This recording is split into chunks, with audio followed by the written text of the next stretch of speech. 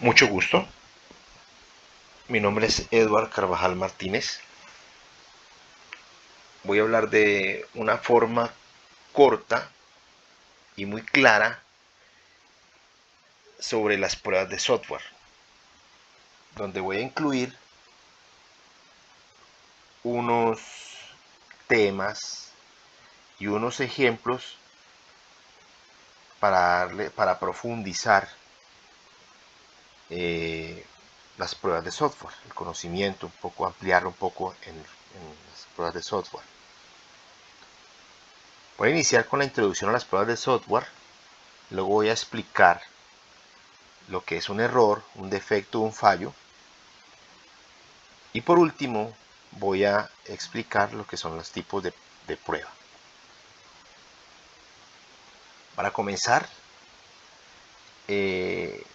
desarrollar un software libre de defectos es sumamente difícil, pero esto no quiere decir que vamos a elaborar un software lleno de defectos, porque como es difícil no tenerlo sin defectos, pues vamos a entregar un software de una manera que no va a ser, digamos, segura, confiable. Primero, el software debe entregarse previamente revisado para tener un grado razonable de certeza de que este se comporta como se espera. Debe probarse su funcionamiento en distintos escenarios. A estas ejecuciones y ensayos de funcionamiento es lo que se le llama pruebas o tests. Vamos a entrar a un tema que es cuando se está probando, se dice que hay un error, que hay un bug. Un error, ¿qué es un error? Un error es una acción humana que produce un resultado incorrecto. Es decir, el ser humano se equivoca y esto provoca un error, que nos lleva a uno o más defectos. ¿Por qué pueden ocurrir los errores? Bueno, los errores pueden ocurrir porque hay presión, ¿sí? Presión en los tiempos de entrega. La falta de comunicación es muy importante. La comunicación en los proyectos. La falta de comunicación hace que se entiendan mal los requerimientos, hace que se interpreten mal las historias de usuario, ¿sí? Y a veces se pone en contra la pared al desarrollador, que el error lo metió el desarrollador y la culpa es del desarrollador, y resulta que viene de más arriba las malas interpretaciones y las falencias de comunicación, porque hay que tener en cuenta que en el desarrollo de software no solamente lo realizan los desarrolladores o programadores, sino que también hay un sinnúmero de especialistas en cada rama. Está el gerente del proyecto, está el líder técnico, está el líder de pruebas, está el analista de negocios, está el analista de requerimientos. Entonces, de eso, de las malas interpretaciones, de la falta de comunicación, de tal vez no tener personal experto, cualificado, y de no saber manejar aquellas presiones de tiempo, un ser humano se puede equivocar. Y es allí donde nacen los errores. Los errores nos conducen a los defectos. Ahora, ¿qué es un defecto? Es una imperfección de un componente causado por un error. ¿Sí? Un error que impida que el sistema se comporte de manera adecuada, que lleve a cabo su función para lo cual está hecho. Por ejemplo, una función de login cuenta con las variables de usuario y contraseña declaradas incorrectamente. ¿Por qué este ejemplo? Porque el programador ha declarado mal las variables. Ya allí hay un error, pero el error tiene unas causas. Las causas que les comenté anteriormente. Puede ser por falta de comunicación, por personal inexperto, por problemas de presión en los tiempos de entrega. Entonces el desarrollador puso ese error allí, que a su vez se va a ver reflejado en el software como un defecto. Este defecto nos lleva a que se evidencie una falla. ¿Qué es una falla? Es la manifestación física o funcional de un defecto. Lo que podemos ver, lo que podemos evidenciar. ¿Por qué falló? ¿Cuál es la causa de ese error, de esa falla? Un ejemplo de una falla es el intento de un envío de un formulario de registro que genera un mensaje 404. Explico qué es un mensaje 404 o un error 404, que es un código de estado que se envía desde el servidor web al navegador. Es decir, el usuario intentaba entrar a dicha página o al dar clic en el botón enviar, debería existir un enlace que llevara a este usuario a otra página o a una página neutra con un mensaje que diga gracias por enviar el formulario o gracias por enviar o registrarse. Como no encontró ese enlace, ¿por qué?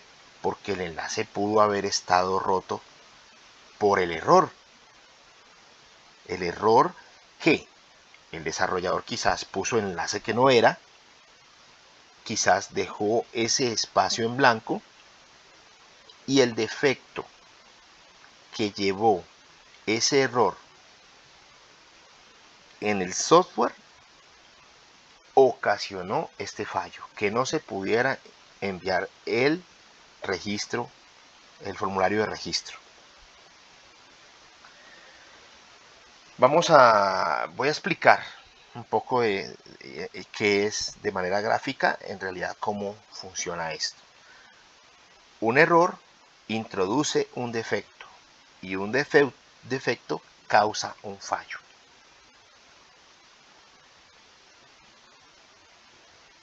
En conclusión, ¿quién comete el error? Una persona, un ser humano, por las causas que ya les comenté. El error introduce un defecto que queda dentro del software. Al final, ese defecto causa una falla que va a ser evidenciada por el usuario final. ¿Y quién es el usuario final? El cliente. De manera que si permitimos que un software se vaya con un error que cause, que introduzca un defecto y que cause una falla, vamos a tener un software que no cumple, que no satisface las necesidades del cliente. Tipos de pruebas de software. Es un grupo de actividades de pruebas destinadas a probar características específicas del software. Dentro de este grupo tenemos las pruebas funcionales y las pruebas no funcionales. Pruebas funcionales son aquellas pruebas que se realizan para evaluar las funciones que el sistema debe realizar. Es decir, aquellas funciones que describen qué debe hacer el sistema. Pero ojo, que a veces se presentan los requisitos o las historias de usuario o lo deseado para un software siempre con quiero que el sistema haga esto, quiero que el sistema permita esto, quiero que permita esto, quiero que haga esto, quiero que haga lo otro, pero no se detienen muchas veces la persona no se detiene a decir, no, yo quiero que haga esto sí, pero también quiero que no haga esto. Entonces las pruebas funcionales son lo que el software debe hacer en determinado momento, pero también qué no debe hacer en aquel momento. En pocas palabras, las pruebas funcionales observan el comportamiento del software, lo que podemos ver, vivir, palpar cuando está el usuario interactuando con el sistema. Las técnicas de prueba funcional se denominan pruebas de caja negra. Existen las pruebas no funcionales dentro de los tipos de pruebas de software. Esas son aquellas que evalúan las características específicas con el fin de juzgar la operación de un sistema. Por ejemplo, el rendimiento, la seguridad y la eficiencia. Las pruebas no funcionales miden aquello que no podemos percibir a simple vista. Como por ejemplo, someter el sistema a una carga de trabajo con el fin de medir su velocidad, fiabilidad y estabilidad en esas condiciones. Simular una cantidad de usuarios accediendo al sistema para medir su comportamiento ante gran cantidad de usuarios que están allí casi que al mismo tiempo interactuando con el sistema. Un ejemplo claro puede ser cuando hay compras en una plataforma web, cuando hubo el viernes sin IVA, muchas de las plataformas colapsaban. Las personas de pronto se demoraban en hacer un proceso, el sistema se tardaba en las respuestas porque era muy accedido casi que al mismo tiempo, de manera simultánea, por millones de personas. Entonces allí estaríamos analizando aquellos atributos de software, aquellos atributos de calidad que no podemos ver, porque sabemos que el software tiene un problema en su respuesta, pero no sabemos por qué exactamente, cuál es esa causa. Sí, nos imaginamos muchas personas, pero ¿cómo mejorar ese rendimiento o ese tiempo de respuesta del software cuando hay un sinnúmero de usuarios accediendo a él?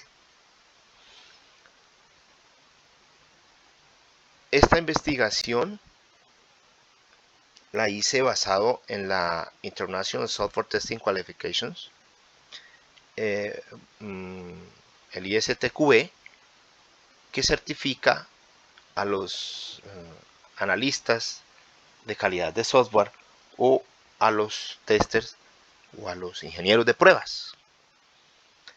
Aquí está el enlace y el logo de la fundación. Muchas gracias. Muchas gracias. En la presentación de PDF dejo el enlace después de esta diapositiva.